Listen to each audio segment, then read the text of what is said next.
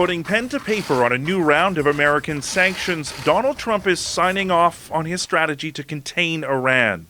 That he prefers to squeeze the Iranian economy rather than launch military strikes. America is a peace-loving nation. We do not seek conflict with Iran or any other country. Iran's economy is already in terrible shape, battered by American moves to cut off vital oil exports. These new sanctions target 8 Iranian military commanders, including the head of the unit the U.S. believes is responsible for shooting down an American drone last week.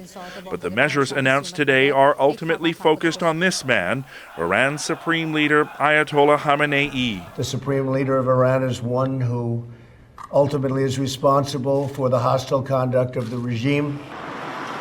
Today's sanctions are part of the U.S. strategy of maximum pressure on Iran to make sure it does not build a nuclear bomb. This was a highly personal action, but I would say it's mainly designed to irritate and not to escalate.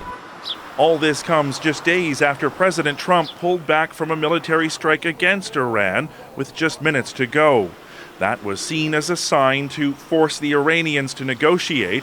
But after a meeting of the UN Security Council today, Iran, it seems, isn't in a mood to talk. How can we start a dialogue with somebody whose primary preoccupation is to put more sanctions on Iran?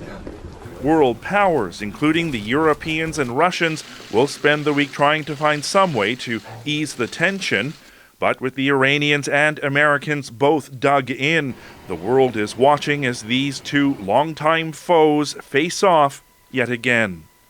Derek Stoffel, CBC News, Toronto.